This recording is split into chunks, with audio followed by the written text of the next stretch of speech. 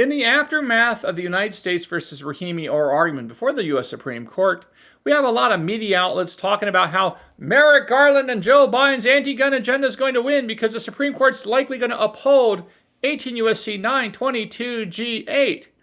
Well, is this true? Does it matter? Is it going to be a win for the anti-gunners? You tune into the Four Boxes Diner because I'll make you the smartest person in the room and you'll know what's really going on. A lot more than those journalism majors who reprint DNC talking points and call it news. Stay tuned. Let's break down the reality of the Rahimi case and why it's not bad for the Second Amendment.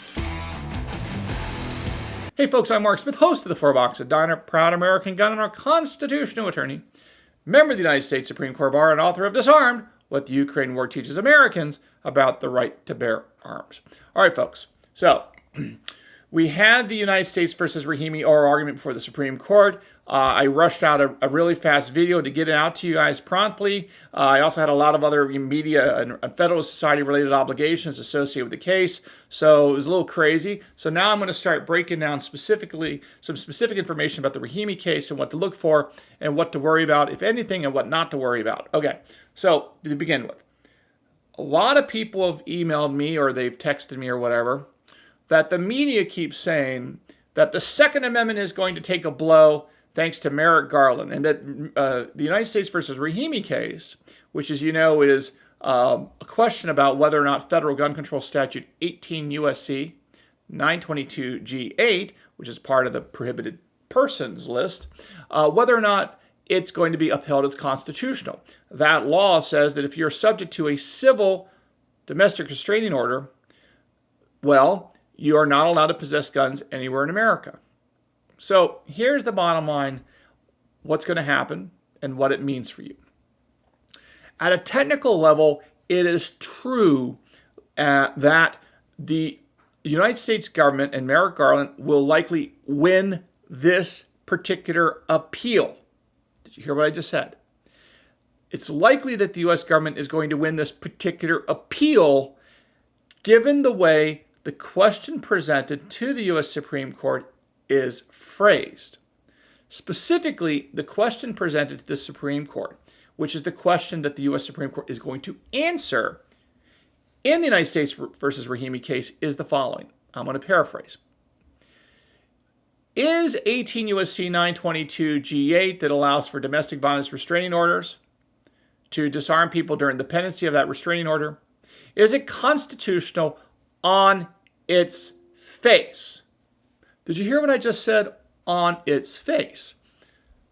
The issue is a facial challenge to a federal statute. Now, without getting into all the details about it, the bottom line is, if you bring a facial challenge to a statute, such as a federal statute, the only way it can be declared unconstitutional is if, in all circumstances, or the other way to phrase it, in no circumstance, can any aspect of that law be upheld as constitutional in any scenario. See what I just said? If there's any set of facts where 18 U.S.C. 922 G8 could be upheld as constitutional under the Second Amendment, then facially, it's constitutional. So the answer to the question presented to the U.S. Supreme Court is whether or not 18 U.S.C. 922 G8 is constitutional facially under the Second Amendment is likely going to be, yes, it is facially constitutional. That's the answer. But what counts, in many respects, more than the answer, is showing the work that goes into that answer. That work is often referred to as the precedent, the rule of law that comes out of the case. So there's two things going on here, and they're not always the same. In fact, many times they're not. The first is, who wins the case? Well, as to who wins the case, if you're Mr. Zackey Rahimi, the man, you want to win the case and get out of prison. It's understandable. So from Mr. Rahimi's point of view, he has to win the whole case to get out of prison. And we wish no ill will on Mr. Rahimi, although if he is indeed a violent criminal, which the evidence suggests he may very well be, well, then he should pay the price for being a violent criminal. Now, here's the key. The second critical thing is not who's going to win the case. It's also how they win. You hear what I just said? Who wins the case and how do they win? If you're Mr. Rahimi, you only care about the first question, which is, do I win the case and get out of prison? But, and here's the key, and this is what the media doesn't understand, and the left may not understand, but you will understand because you will be the smartest person in the room, regardless of who else is in that room. And that is this. The how the government is going to win the Rahimi case, and I think the government will win the Rahimi case, is key if you care about the Second Amendment. The way I think the government is going to win the Rahimi case is by finding that under the Second Amendment, by using the text first, shifting the burden to the government, historical analog approach to figuring out what gun control laws are constitutional today, by virtue of looking at the history of 1791 at the time of the founding to see what gun control related laws were on the books, the why and the how. Why were they on the books in 1791 and how were they enforced? If you go back to our founding, it is true, and it's mostly an uncontroversial proposition, and you probably won't find this to be a surprise. If a person was found to be a violent, physically violent, dangerous individual, that particular person, after such a finding by a court, after due process, after that finding, could disarm that individual. So again, my guess is that Mr. Rahimi, the man, will lose this appeal, and the Fifth Circuit decision that the law was facially unconstitutional will be reversed. So on its face, it appears bad for the Second Amendment, but here's the key. I think the Supreme Court is going to rule on very narrow grounds that 18 U.S.C. 922 G8 is constitutional facially, which is different than as applied. We'll get to that in a second. And the reality is this is not going to be a win for the gun control movement, unless you think that the gun rights movement, the Second Amendment movement, was interested in making sure that violent gangbangers who have been found to be a violent danger and to have engaged in violent danger behavior like murders and rapes and other, terrible, violent, physically violent, dangerous crimes who remain dangerous today. No one in the Second Amendment community, I think, wants them to have guns because they are violently dangerous. And we don't want violently dangerous people to have guns for a whole host of reasons. Okay? So the Supreme Court is going to say that if a person is found to be, after ample due process and all the arguments and the ability to cross-examine and whatnot, after all that, if they are still found to be a physically violent danger to themselves or to others, they may be disarmed. And because it's possible that in the context of a domestic violence restraining order context, if all the robust due process is provided and it's limited and all sorts of things, if there's a specific finding that person is a violent physical danger, physically violent danger to himself or to others, that person can be disarmed during the period in which that person is deemed or found to have been or be a violently dangerous, physically violent, dangerous person. In light of the fact that there may be some, on occasion, circumstances where 18 U.S.C. 922 G8 applies to physically violent, dangerous individuals and can be disarmed in those narrow circumstances, they can be disarmed under that statute. And because there are some scenarios, albeit probably few and far between, where that criteria is satisfied, as a matter of facial challenges, as a facial challenge matter, 18 U.S.C. 922 G8 cannot be declared unconstitutional facially because, again, it can sometimes be applied constitutionally consistent with the Second Amendment. Now, what's going to happen is, so Rahimi's going to lose the appeal, but the decision is going to be very favorable to the Second Amendment because they're going to laser focus on this concept of violent dangerousness. And there's going to be 3 terrible blows to the anti-gun movement, which is going to be far worse than their quote-unquote technical win in terms of getting the Fifth Circuit decision overturned. the Fifth Circuit decision saying that the law was facially unconstitutional. I think the problem for the anti-gunners, and it's going to be a terrible blow, is my guess, is when that opinion is written, the first thing that's going to happen is that they're going to use history to rule. They're not going to do interest balancing. They're going to say at the time of the founding, there's ample laws, surety laws, affray laws, and all sorts of other laws like that basically say that if you're a violent danger at the time of the founding, you cannot have a gun. And they're going to rely on those laws to say if you're deemed a violent danger today and you're found to be a violent danger after due process, well, we can take your guns as a matter of law. Consistent with the Second Amendment, because that's how the history teaches. That's what the history teaches. So that is good for us because remember, the entire argument we've been making, for example, in the range case, dealing with 18 U.S.C. 922 G1, which is the felon in possession statute. If you look there, the argument that Justice Barrett made when she was a judge in dissenting in Cantor versus Barr on the Court of Appeals, she said the touchstone is dangerousness. If you're a danger and found to be a danger, yeah, you can be disarmed. But the problem she had and why she dissented in that Cantor versus Barr case that upheld 18 U.S.C. 922 G1, the so-called felon in possession statute, is she's like, here, the guy has never been shown to be dangerous or violent or anything. Yeah, he was convicted of a crime, but it wasn't a dangerous crime. It wasn't a violent crime. And because of that, he doesn't lose his Second Amendment rights because the only people at the time of the founding that lost their gun rights were those that were deemed to be violently dangerous. Not metaphorically a danger to democracy that they say about President Trump, for example. That's not what we're talking about. Physically violent, dangerous. Now, when the court comes out and talks about that in the context of Rahimi, that is going to have the effect of blowing up three separate major arguments advanced by the anti-gun movement over the last many years.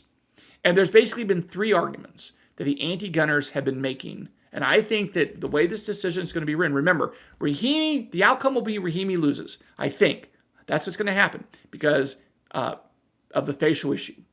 However, the way he loses is going to be, I suspect, very favorable to the Second Amendment. The first, of course, is they're going to apply the Bruin methodology of text first, then history. This is something that the anti-gunners absolutely hate, and we saw that in the questioning by, for example, Justice Brown Jackson. And this question from her illustrates, and you'll see why, the fact that this court is going to use history to rule against, or basically rule for the government against Mr. Rahimi is very good for us.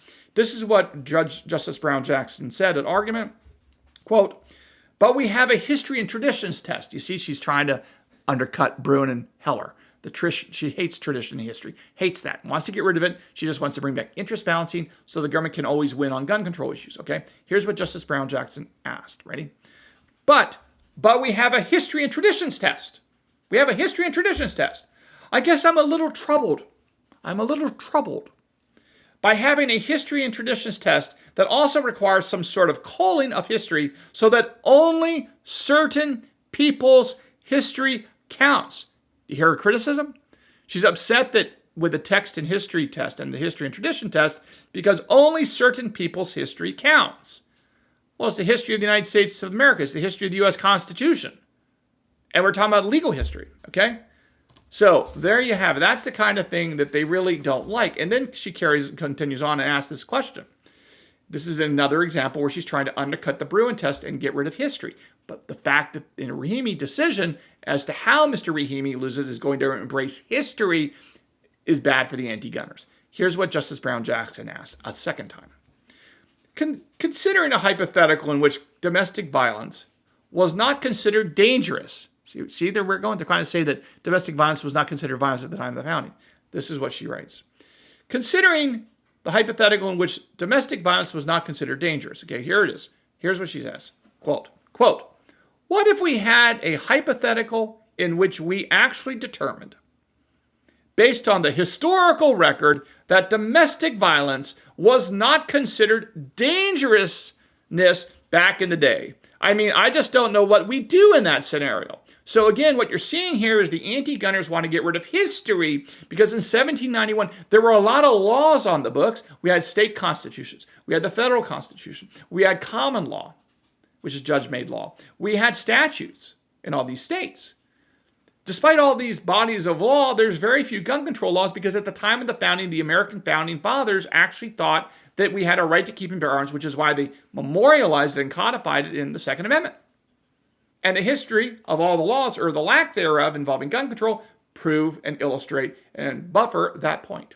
And Justice Brown Jackson and the anti-gun lobby hates this. So when they win Rahimi, and Mr. Rahimi himself has a bad day, the Second Amendment, I suspect, is going to have a good day, because the way they're going to rule against Mr. Rahimi is favorable to us, because number one, they're going to reaffirm text first in history, which is great for us. Then they're going to use history, and then they're going to talk about dangerousness as the touchstone, which is very good for us, because by talking about dangerousness as the key finding that must be found to disarm an American, that disposes of three separate arguments that the anti-gunners have been making in the lower courts with anti-gun judges who've upheld a bunch of this.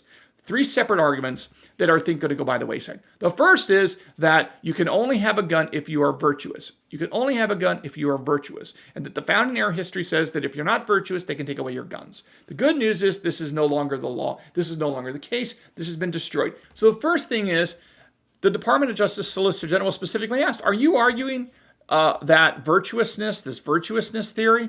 And she said, no. She absolutely did not. Now, that's hysterical if you've been tracking the anti-gun movement over the last several years, which, of course, I haven't written the book, First They Came for the Gun Owners, that lays out in detail the entire anti-gun plan to take over our guns in America in extreme detail. I talk about this, specifically by embracing virtuousness. They're trying to say that at the time of the founding, if you weren't virtuous, you could lose your gun rights. That was the first argument. And the fact that Merrick Garland's Department of Justice has thrown that theory overboard is great for us, because we can now use this going forward in all sorts of other Second Amendment cases. So that's one major victory right there. The second victory is, given the fact that in all the colloquy about, remember, the Department of Justice says that if you are not law-abiding, they can take away your guns. But that has now been blown up, and I think this opinion is going to blow it up hugely, because of the question from Justice Roberts that specifically asked about, well, wait a minute. So I lose my gun rights if I drive 30 in a 25 mile per hour speed limit zone? Really? Or if I fail to recycle? That was from Chief Justice John Roberts. So basically right then and there, the lawlessness, meaning if you don't obey the law, you lose your gun rights, is like immediately out the window. Because even Chief Justice Roberts is like, come on. You can't argue that. And basically at that point, it was clear that the Department of Justice had lost Justice Roberts on the argument, and they immediately says, whoa, we're really talking about something. We're talking about dangerousness. It goes back to what's good for the Second Amendment community. And then, of course, the last argument they try to make is responsible. They're trying to say, well, if you're not responsible, we can take away your guns. Mr. Rahimi was not responsible, therefore we can take away his guns. But then, of course, when the court pressed the Solicitor General, what does irresponsible mean? Guess what? In this context, it really just conflated back down to you're dangerous to yourself or to someone. So whether they argued law-abiding or not law-abiding, whether they argue responsible or not responsible, at the end of the day, this all conflates back to whether or not a person is physically violent, dangerous. And this is extremely good news for the Second Amendment community, because once you limit the ability, the power, and the authority of the government to be able to prevent, to limit them to only being able to disarm those that are physically, violently dangerous, you have shrunk the number of people they can disarm hugely, dramatically. And you've cut back dramatically on the power of state legislatures as well as Congress to take away our gun rights. So again, when you read that the government may win and this law may be upheld, don't kid yourself. The way it will be upheld will be extremely favorable, in my opinion, to the Second Amendment community. We will see when the opinion comes out. I should also add one additional thing. Now, one of the problems with the Rahimi case that's not going to be the problem with future cases, is my guess, is that Mr. Rahimi appears to have been represented by public defenders the whole way through. And unfortunately, based on the record and based on what appears to have happened, Mr. Rahimi, of course, before he was represented by anyone, I should note, in the state case, he made none of the arguments that he should have made. He consented that he was dangerous. He consented to the entry of the restraining order that made these findings of fact that he was dangerous. He basically admitted to being dangerous. He admitted to the entry of this restraining order. He admitted and conceded that he would give up his guns, and he swore to this under oath. So he didn't argue any due process issues. And then when he was indicted, based on the record and what was said at oral argument, it appears that when he was indicted in federal court, he did not raise the Commerce Clause argument, that this statute is unconstitutional as a matter of the congressional power to not be able to raise this argument. So the Commerce Clause argument was not raised. So that still has to be litigated in the future. We may still be able to knock the statute out with the Commerce Clause. He also did not raise due process considerations, which is going to have to get litigated down the road, nor did he raise a whole host of other arguments that may be used by future litigants against the statute. So while the statute may survive Mr. Rahimi and the guy who admitted to doing all this violence, it may survive under that narrow set of circumstances. It seems to me very ripe and vulnerable to future challenges because the court made several references like, yeah, due process is a real issue here, but, you didn't argue it. And, you consented to all this stuff and you agreed to all this stuff. So you didn't really fight it. So we didn't have to get into any of this stuff. The court didn't have to do anything because you admitted it. And I can assure you that down the road, hopefully people that find themselves in these situations don't waive all these rights and don't fail to make all the best arguments. Because if you fail to make the arguments in the lower courts, when you get to the higher appellate courts, they're like, you waived it. You didn't argue. You got to raise it. You can't bring it up on the first time on appeal. You got to raise it as a general matter. All right, folks. So we're going to do a lot more talking about Rahimi and what this means for your rights. And of course, we'll see when this opinion comes out. It may not be until June, but we'll talk about it more between now and then. Again, if you have enjoyed this video, please like it, share it, and subscribe to this channel. Trying to build the subscriber numbers. We're still way behind a lot of other YouTube channels, so we're working hard to try to catch up. And again, appreciate your time. If you haven't subscribed, please do so. If you have not followed me on X, please follow me at X, at 4 Boxes Diner, and we will see you again here at the 4 Boxes Diner. Orders up. Table 2A.